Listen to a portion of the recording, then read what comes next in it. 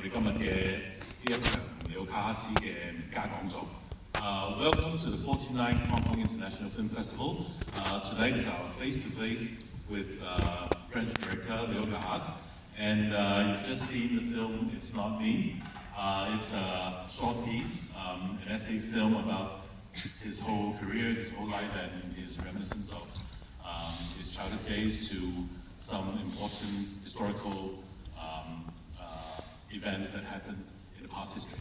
So first of all, I'm going to introduce the host, the moderator for this face-to-face, Mr. Derek Lam.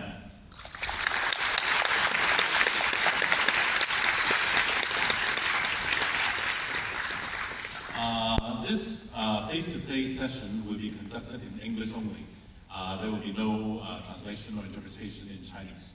So we have to wait for a while, and I'll let Mr. Derek Lam to introduce the film first.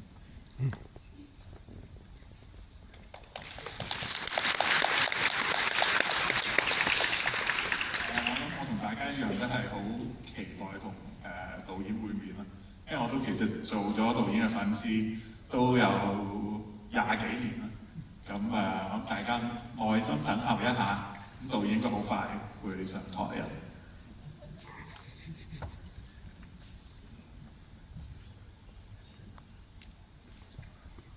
But now let's put our hands together for the director, Mr.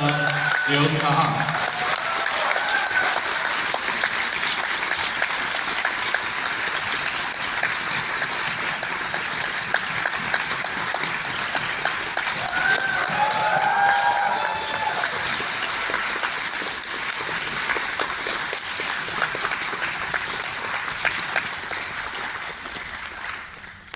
So I feel a little bit nervous, like a teenager meeting his idol for the first time. So I've been an admirer of your films for a very long time, Leos. I'm a teenager too. So I hope it's okay for me to just begin our conversation with a personal memory, because I was in my 20s when I saw my first Leos Garrats film in the cinema, and this was Polar X in 1999.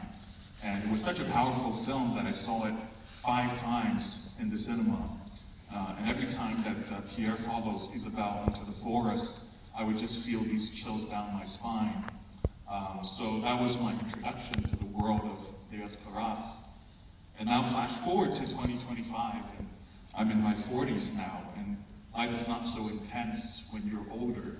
But when I saw your film, your new film, and the scene comes up where your daughter plays the piano, and you have the storm that's superimposed on the screen, all these feelings that I had when I was in my 20s came back to me. And I sort of had the feeling that I was watching a movie for the very first time. And it made me feel really thankful that in this very crazy world that we live in today, I can still hide in the cinema and watch a new movie by Leos Garrats. So first of all, thank you very much for still making great movies that remind us what cinema is all about. And also, thank you very much for seeing us here in Hong Kong again since Holy Motors. Thank you. Polar X, maybe you're the only person who saw Polar X. Saw it 5 times, and maybe we sold 5 tickets. It was my worst, I guess you'd call it. And so my daughter in this little film is the daughter of the actress of Polar X. So there's a cycle there. So the first question that I wanted to ask you about has to do with the past. And I feel that in your movies, you very consciously engage with the past or reinvent the past to find a way towards the future. So for instance, you connect the earliest form of cinema, like the stop motion photography by Maybridge and Mari, to things like motion capture and CGI. And there's that wonderful moment in the new film where Saturn is spinning, and you have the Maybridge footage together with the the motion capture girl from Holy Motors. So I was wondering if these echoes from the past are very important to you. I mean, another one is when you have the story about Marilyn Monroe, and somehow reminds me of the oval portrait. So Edgar Allan Poe and maybe Godard. So are these echoes from the past very important to you? Well, cinema, I always feel cinema as a land, as a country or an island. And it's not that old. It's old, but it's not that old. It's more recent than any other art form. And it's a special art because it needed at least to exist. It needed an invention, a camera, projector. And these machines had motors inside them. They don't have anymore, of course, because we're in another age, digital computers and stuff. So yeah, I started thinking I would like this to be my land, my country, my island. When I came to Paris, I was 17. I first discovered mostly silent films. So that's where I came from. And I'm always interested, I hope it shows in this little film, about how we move, how we go on.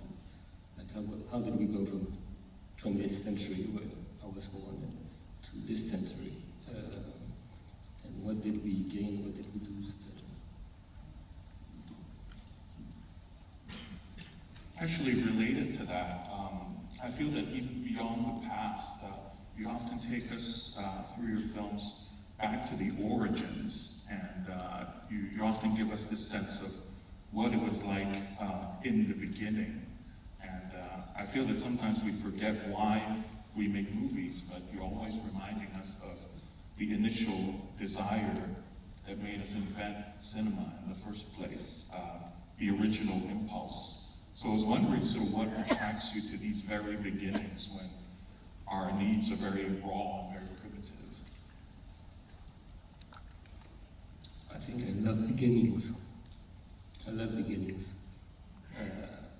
That's to me is the most exciting thing, and it's hard to go on living beginnings, especially as you get older. But cinema is made of that. Cinema is also, I was talking about the specificity of the camera, but it's also an art that has to be reinvented every generation, because we don't react the same. I mean, the child today doesn't react the same in front of a screen. Sorry, that's probably my daughter.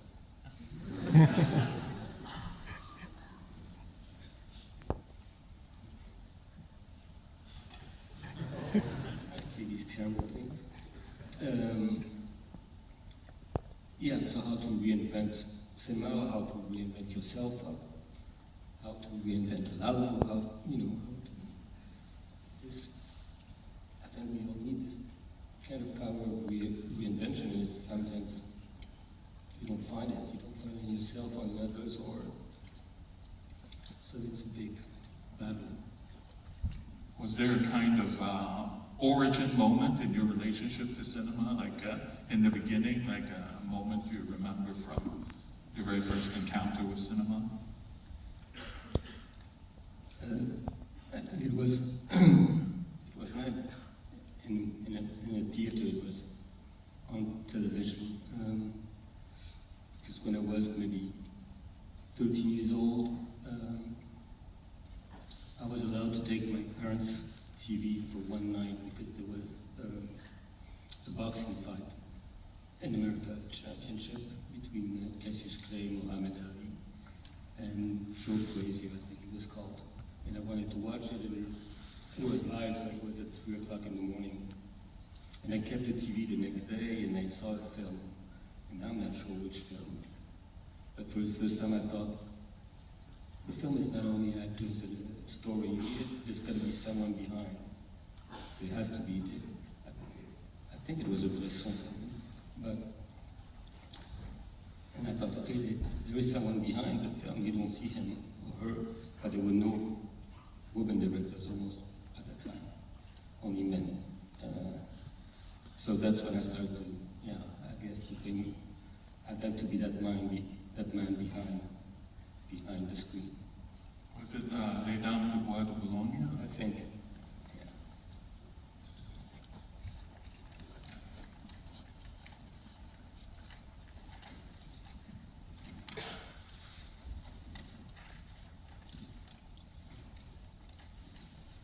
One of the things I really like about your films is that you often acknowledge your inspirations in your end credits. And sometimes you would cite certain French or American writers, writers from the 19th century perhaps.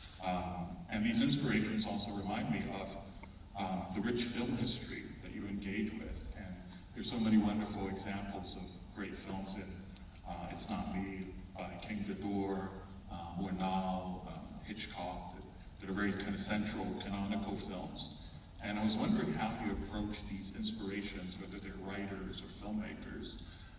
Do you conduct any research when you work on a project where you look at certain films, or is it more like a way of life where you're just always watching stuff and reading stuff?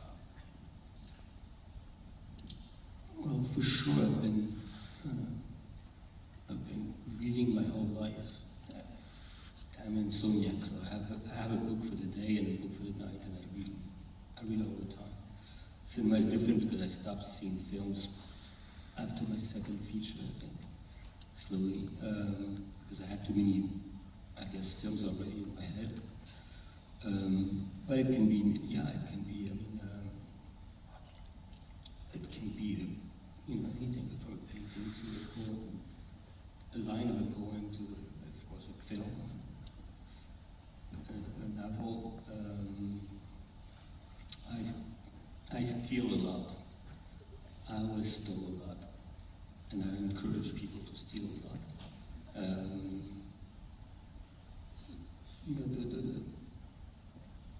The painters, the masters, they would go to the museum and copy paintings. That's how they learn.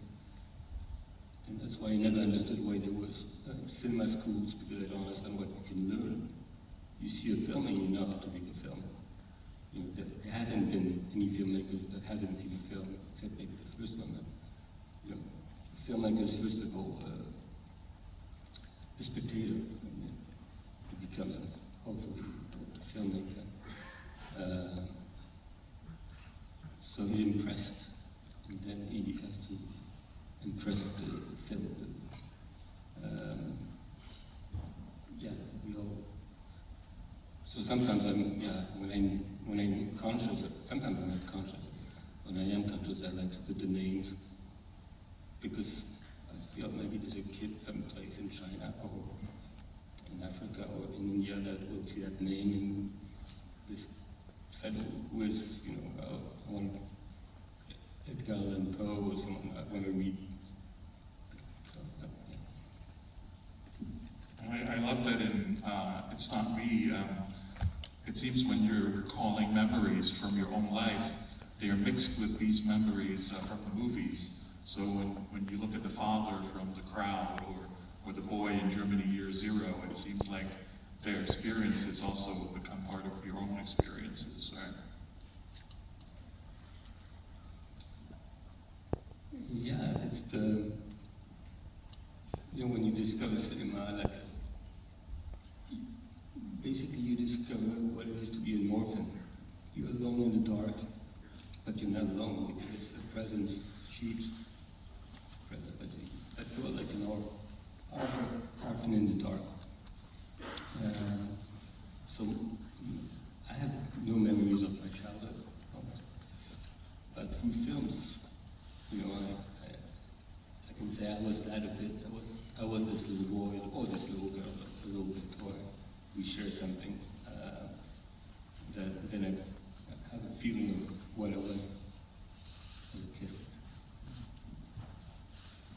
So I wanted to ask you, when you started as a filmmaker, what it was like to come sort of after the 1960s and sort of after the French New Wave, because it seems that you were sort of following in the footsteps of the French New Wave, so you wrote some film criticism, and you took research on these classes, and you were watching movies at the Cinematheque, and I was wondering what it was like to sort of find your way after a period that was very intense artistically and politically, like the 1960s.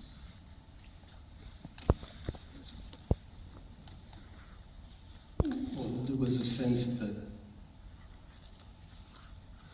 already cinema was not what it was not anymore what it just had been. Just, you know, the power of cinema had to be. People still going to the movie theaters, but less than in the 50s and 60s. I'm talking about the 70s when I started, 70s, 80s I started. So, yeah, it felt.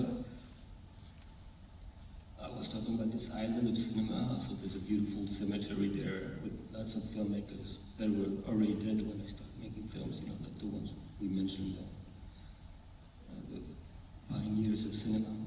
But there were a few people alive who were making films, and that I discovered a little later, that was, yeah, it was, for me it was mostly Godard and Bresson, but there were, you know, there were others in America, here, or in Russia, etc.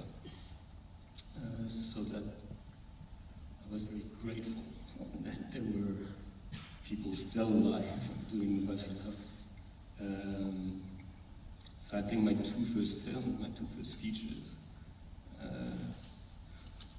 were like paying a debt of gratitude towards all these people who had created cinema before me. Did you still feel some of the energy remaining from the 1960s in Paris at the time, or was it intimidating at all? Did you still feel any of the energy remaining from the 1960s in Paris at the time, or was it intimidating at all to be following in their footsteps? No, I mean, I didn't, when I came to Paris, I didn't know anybody in the city.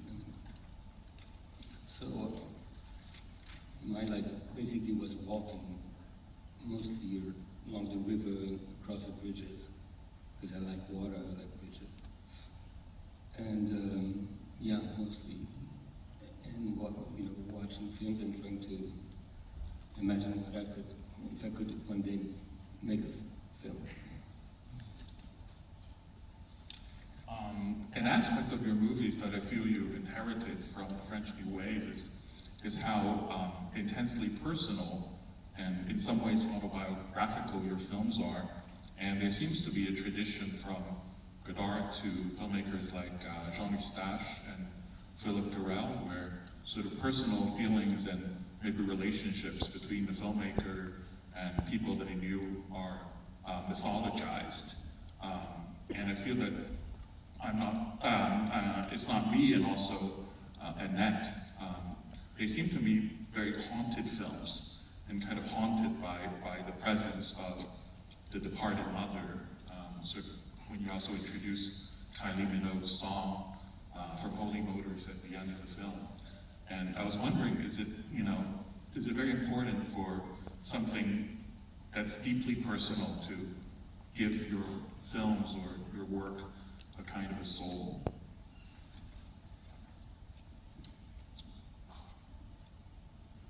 I don't think you can make films or make anything actually without being haunted. Yeah, probably you can, but I wouldn't know. Yeah, being haunted is very natural. You know, you can never not be haunted, I think. And that's what makes us. That's, you know, whatever haunts you, whether it's a person or something. You know. So I guess I'm not a storyteller. You know, I would like maybe to. You know, there aren't many great storytellers in cinema. You know, Hitchcock is one, but there are many who reinvented the way we tell stories or we watch stories, etc. I can't do that. It's a gift that I don't have. So I guess all I can do is have these images that haunt me and a kind of chaos of these images and try to organize this chaos into films. Because when I saw It's Not Me, and there's the my favorite scene, the piano sequence, and then you have the storm too, and it took me a moment to kind of register why it was so powerful for me, and I guess it was because I was linking it to the storm and next to, and also the way that the mother appears in the film. And It's Not Me, there's even when she's the mother who's reading bedtime stories, she has wet hair and the wet clothes, and kind of links the film to Annette in a very kind of almost subconscious way, and some of this imagery just makes the film very, very haunting to me. Never thought of that. I thought of fathers. I thought of there's a chapter about bad fathers, whether they are bad fathers. Yeah. Because I'm a father, I'm not a mother, obviously, but I think there are only bad fathers and bad mothers. It's impossible to be a good parent. That's where we all come from. So that may be part of what haunts us.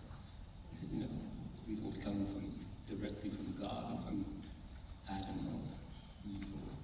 We come from parents, very much alive parents, who couldn't do their job well, because nobody can.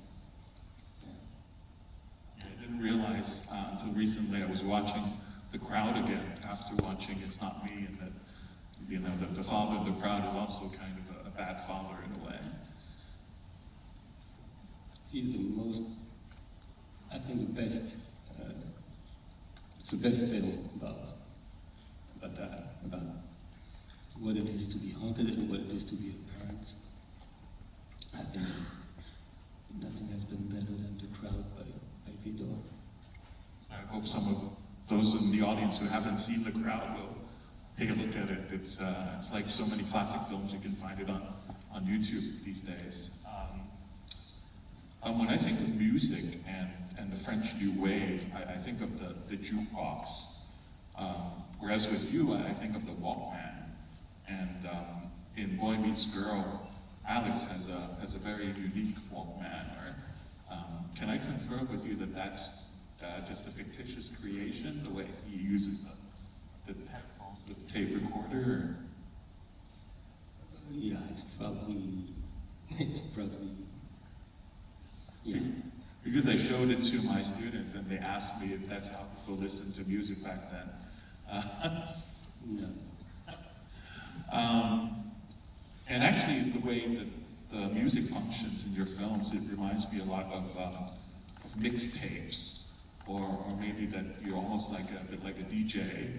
And when we see the sequence on the bridge with the fireworks in Les Amants du Pont Neuf, it's like almost like a great DJ sampling sequence of different tracks, of whether it's the Blue Danube or Fairuz's music, the Lebanese singer, and I was wondering, at what stage of making a movie do you think about the music? I mean, it's so iconic the way you use the Kodayi's music, the cello music, and David Bowie's music. I live with music, it's the one thing I would have liked, would have been to have music. I don't have it. I can, listen to music, but I can't make it. So I guess that through cinema, when things work, when you feel that, that you can, it's not often, but talent like a musician, like a composer, let's say.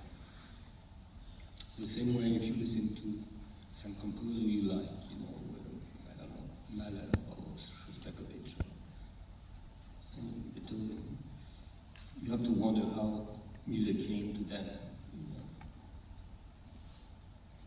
I think they must have heard it, you know. They have to, it's not just paper and writing it down or trying to look at. They hear something, that's, or they hunt it, let's say, that's something, and they transpose it. So that's, to me, is a miracle.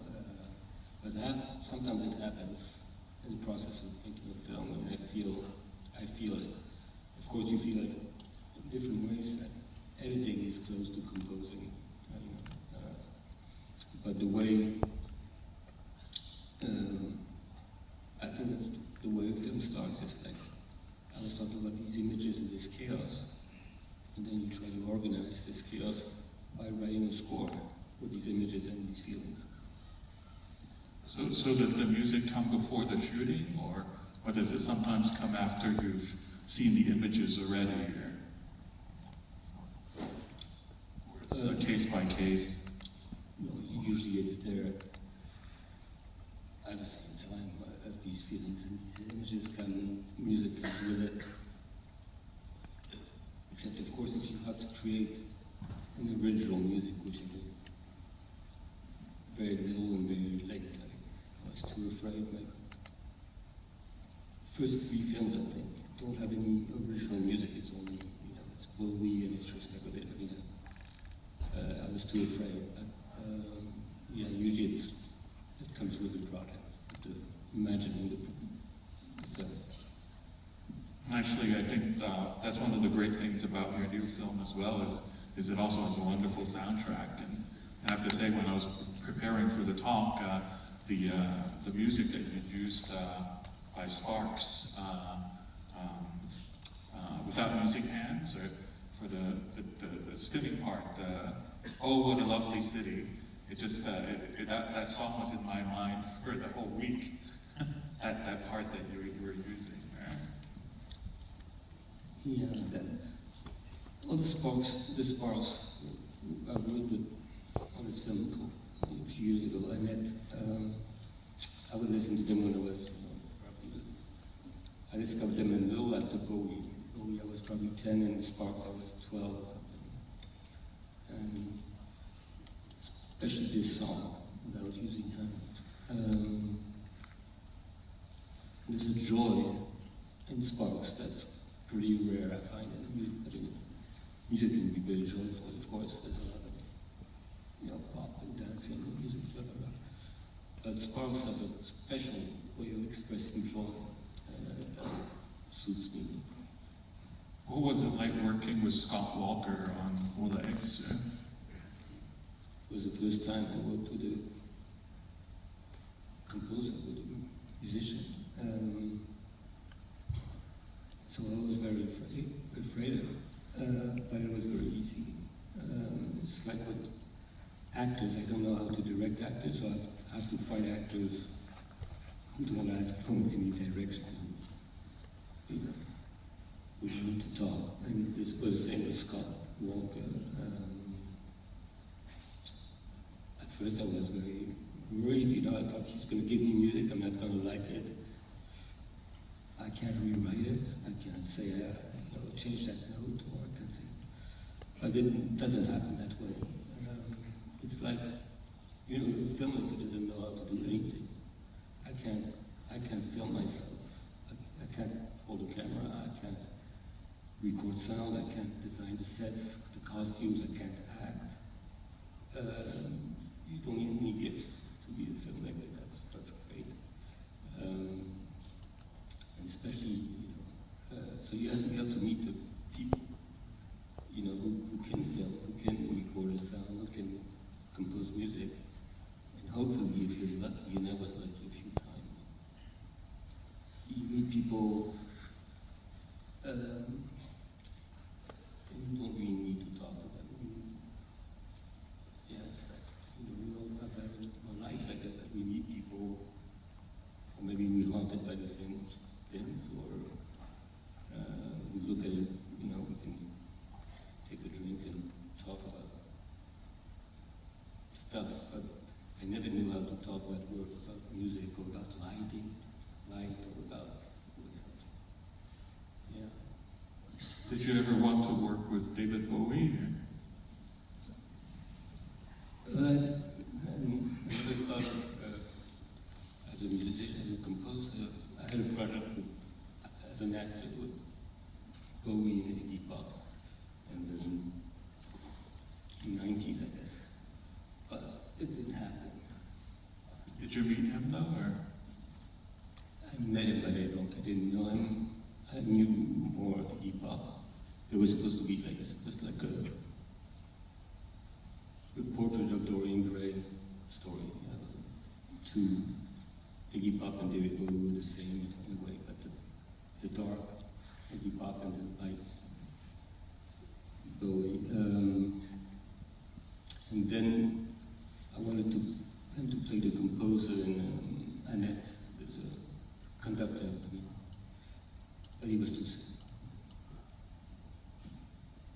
So when I watch your films, I'm really drawn to the darkness of the night, and also this world of shadows that's very mysterious and seductive, and I feel you're always taking us into the woods or forest, like with the monologue in Pola X, and there's the great storm in Annette that also rages during the piano playing in It's Not Me, and it reminds me of Henry's song in Annette, Sympathy for the Abyss, and this idea that you really kind of lose yourself, and you lose it, you know, in a kind of relationship where it's very irrational, it's very destructive, but somehow it's also, there's something very seductive about it. And I was wondering sort of what draws you to this darkness, this kind of darkness that's very voluptuous at the same time. It's very alluring.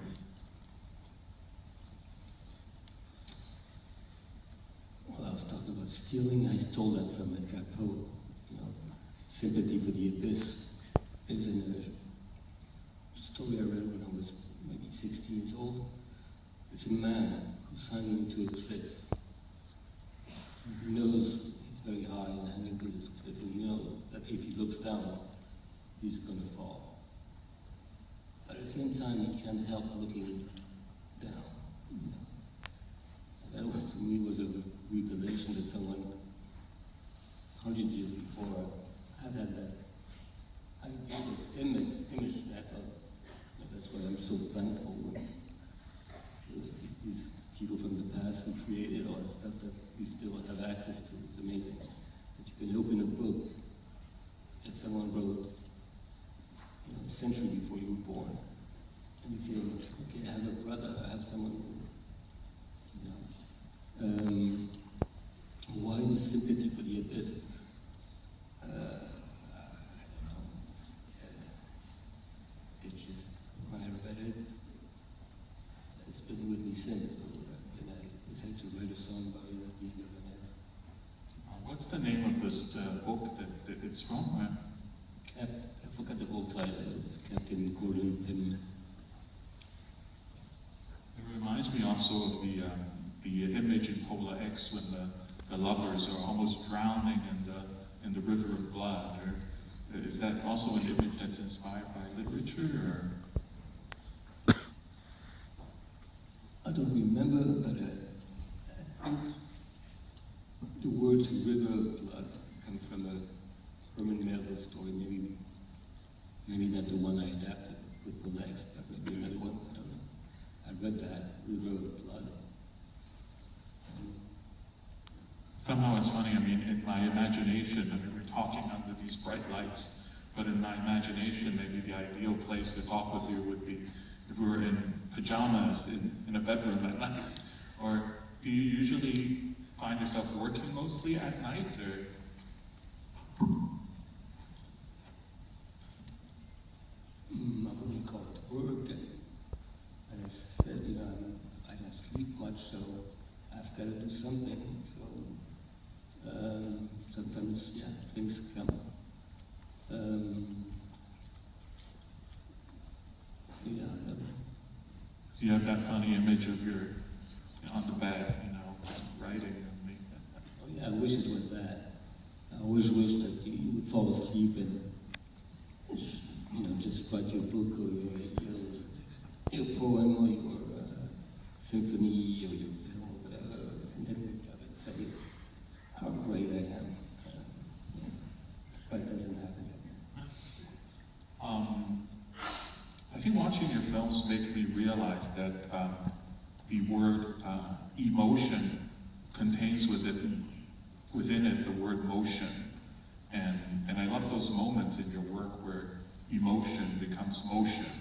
And there's a sort of sudden, eruption of energy that's really intense. Like, of course, the famous sequence of Daniela Vaughn running to Modern Love.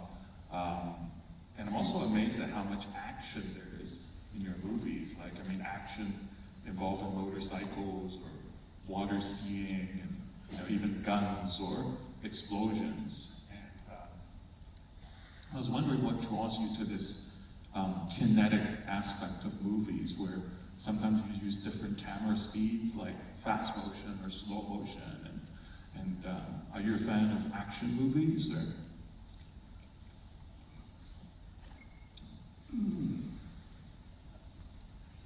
I guess I would consider myself an action movie director, but action, motion and emotion, that's cinema. That's how it was created.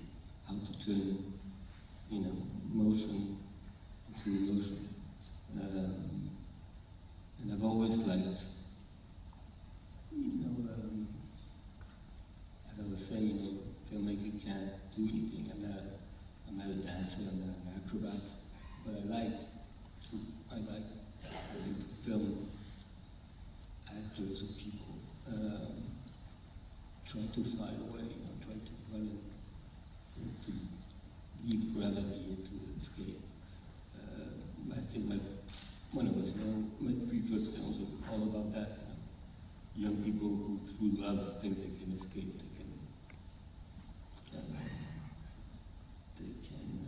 escape gravity, but you can't, of course, but you can try.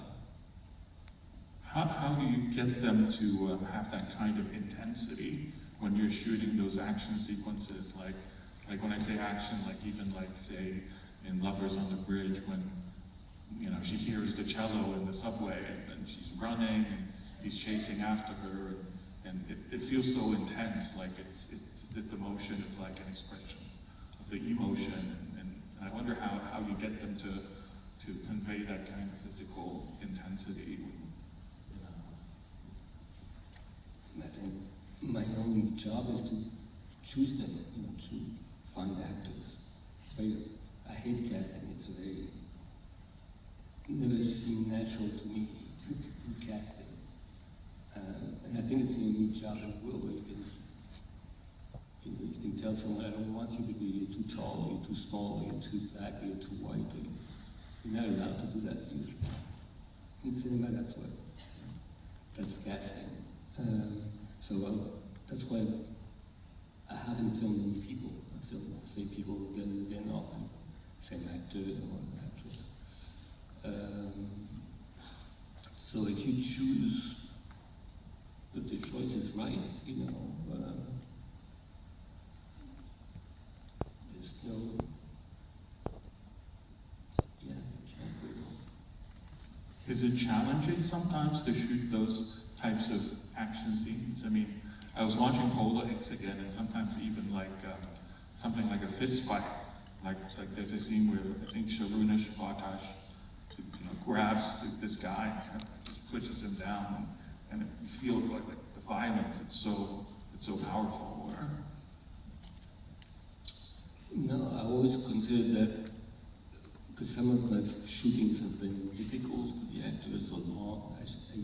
I used to, to shoot very long time, I used to retake or remake everything, because I used to watch the dailies, what we shot the day before, and I would want to remake it. So I thought that with all that work and sometimes especially on levels on the bridge, was very difficult for the actors, and it was 3 years. I feel we all need, action, or let's say dance, something they can repeat, rehearse.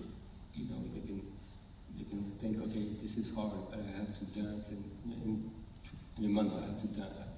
I have to jump from a plane with a parachute, or I have to fight, or I have to run, whatever. So it keeps them sane. Because even in that, there's a lot of the motorcycle riding where it's very dark, and there's that long take of Adam Driver just on the motorcycle at night, and it looks quite dangerous when you watch it, I guess. I don't know if it's more like an illusion, but. Well, motorcycles are dangerous, that's why they're great. Yeah. I've always had a motorcycle. Yeah.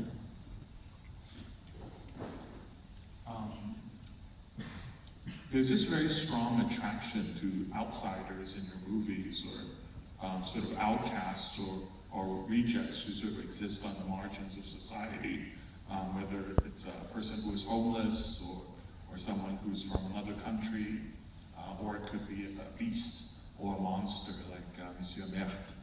And I was wondering where this interest in subjects who are on the fringes comes from, or is it from a love of the poet maudit, or sort of your interest in 19th century poetry, or? No, I think it's a way of seeing the world. If you feel foreign, I think a lot of people do. Yeah, that's how you experience life. It's interesting, but it's hard.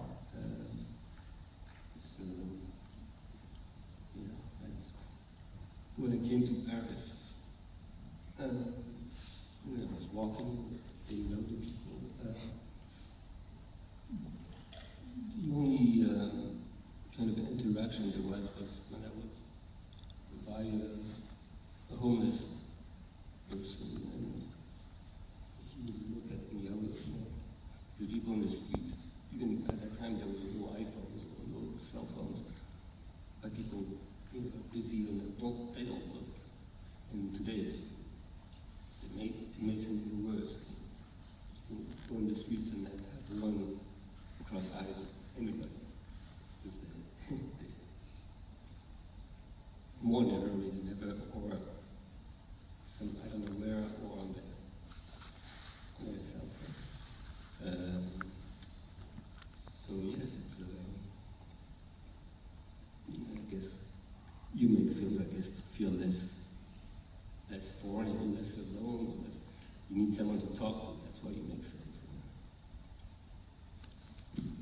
I love also how in Polace, for instance, the character Pierre in the beginning, he sort of lives in such a sheltered environment, and the clothes he wears are so neat, and it's such a kind of almost aristocratic family, and then he meets this girl, and then you see him just kind of in a way being really attracted by the other, almost in a way, or this very foreign world of there's also the gypsy woman and the child, and maybe some parts of Paris that he didn't know before.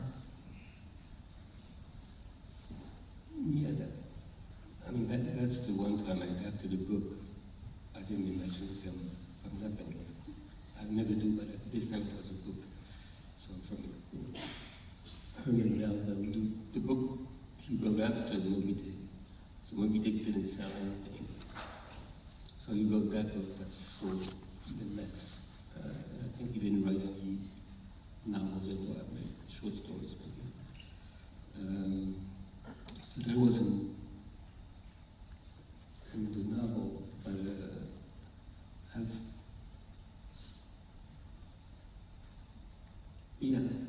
a novel I discovered when I was, like 18, 19 years old.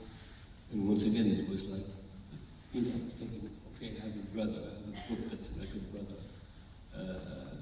So 100 years ago, someone imagined the story. but I can, I can feel I'm related to that story. I'm related to that man who wrote that story. Then I felt, okay, I should probably never make it into a film, and then 15 years later, maybe when I met the actress, I thought I have to leave it with her, so I went back. And sort of what happens in the movie to the character is once he becomes attracted to that world and tries to write a new book, and then he's actually rejected by society for being kind of attracted to this darker world or this other world, and in a way I guess that happened to the book and in some ways the movie as well. Yeah, because I was talking about bad fathers, but I think the main theme of these first films of mine, because it was always a guy at the center of the film, never a woman or a girl. It was, it was, and I think they're all about immaturity. Young people trying to become what you call adults, and who can't, in some way or another, fail. Actually, watching your films again, sort of in preparation for this talk, it occurred to me, I don't know if I should say this, but it occurred to me that you're one of the very few directors out there who knows how to shoot the male phallus in an interesting way. And I'm thinking of the beach scene in The Lovers on the Bridge with the erection on the beach, and there's also the holy motors. There's a very funny sequence with when Mertes kidnapped the model into the cave, and then also in Polar X there's that very kind of dark kind of sex scene, and it kind of changed my mind in terms of thinking how the male body can be shown in the cinema, and I was wondering if you had any thoughts about that. I never had any thoughts about that. I never thought about it. But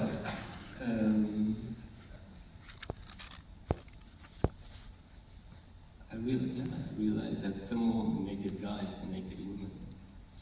I think. I don't know. I mean, all these. Most of these dicks were fake. I've known that. But yeah, I don't know. Because, I mean, do you remember how the beach scene came about? Because it's funny how people's minds they censor. Because I was thinking about this question and I was asking, other people on the staff. I was like, "You guys remember that scene on the beach?" And they're like, they didn't remember the erection. I was like, "Oh, but it's very obvious. If you watch it, it's in the silhouette, and it's a big, large dick, by the way. It's very." Yeah, but I think I remember it was censored in I forgot which, in Asia, some places at the time. Maybe check it out for that. No, I don't know when the guy came, on the set, I forgot how it's called, who makes that. Oh, the prosthetics. Yeah. I thought this is a very good bit, but I decided this one. People who don't remember that detail, be sure to look for it if you watch the movie again.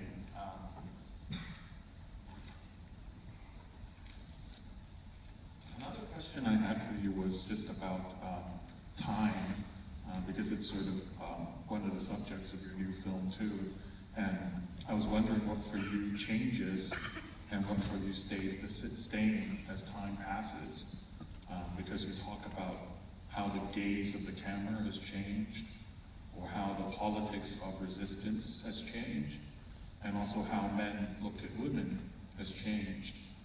But at the same time, there's something that remains the same about all these different subjects, and I love how you keep returning to the River Seine in your movies, and in the section of time river. It's a bit like the Heraclitus' paradox. And so I was wondering if you could say something about just what that means to you, change in time, and if there's anything that remains the same. Well, yeah, the image of the river has been used a lot about time and change. There's always a fear that, there's a worry, there's a fear.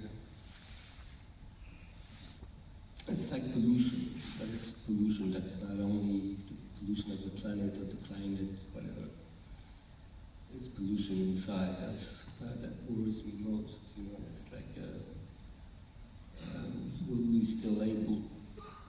we still be able to watch something, to see something, to hear, really in the sense of discovering, of paying attention, etc.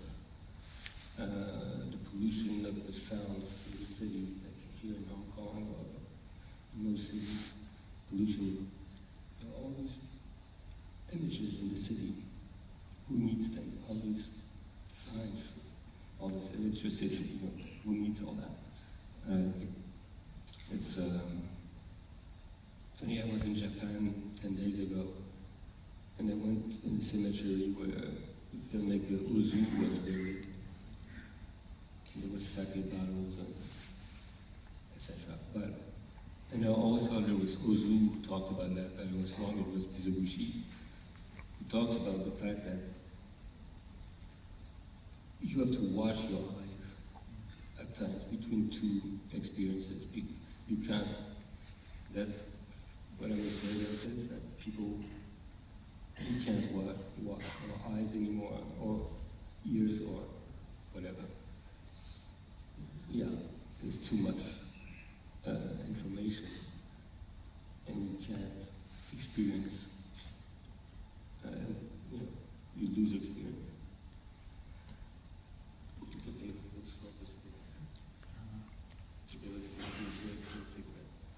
Let me see, actually, how are we doing on time, right? 5 minutes. 10 minutes? 10 minutes. So we have 10 minutes left. I was trying to be Scheherazade, because they told me that you usually need to take a cigarette break, so I'm trying to make my questions that keep you here. You should see I just told one.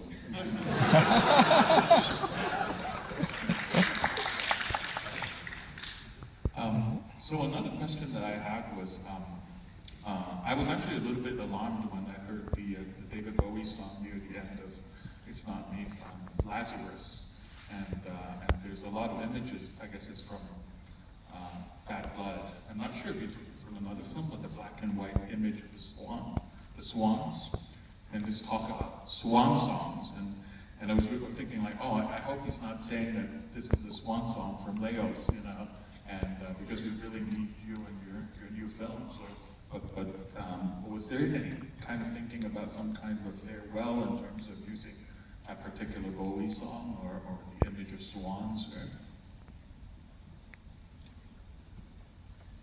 Well, I think this is, I was talked about gratitude towards filmmakers, but there's also gratitude towards musicians, singers, composers, etc. One is a singer like David Bowie would say, I've been listening to Bowie since I was a kid. So it's amazing, to be able, let's say, if you have a few voices like Bowie in your life, like Nina Simone for me, or Bowie, or classical music or jazz, that have been with you your whole life. In a way, you're never alone. So you have to say thank you. And the film was made, this little film was made not so long after we died, and at the same time I was making it, Godard died. So there was that, for sure, it's the end of the people I liked when I was younger. You know, they're not there anymore.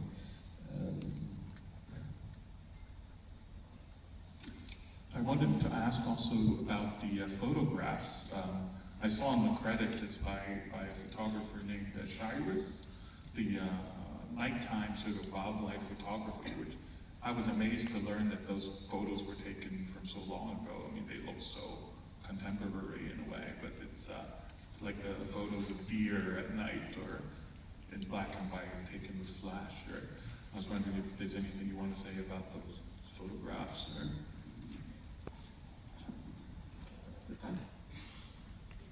no, it's just what I was saying about being able to see and to watch. You know, you have to be very patient with that, especially at the time, you know, to go take pictures of animals at night and to hope, you know, to hope.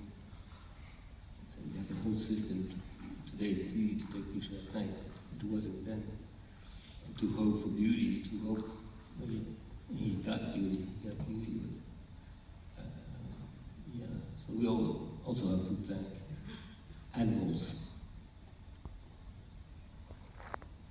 So I think that's actually all the time we have for tonight. So Leos can finally enjoy his cigarette. But we're so grateful for you coming here, and we're all looking forward to your next film and hope to see you in Hong Kong again next time. Thank you.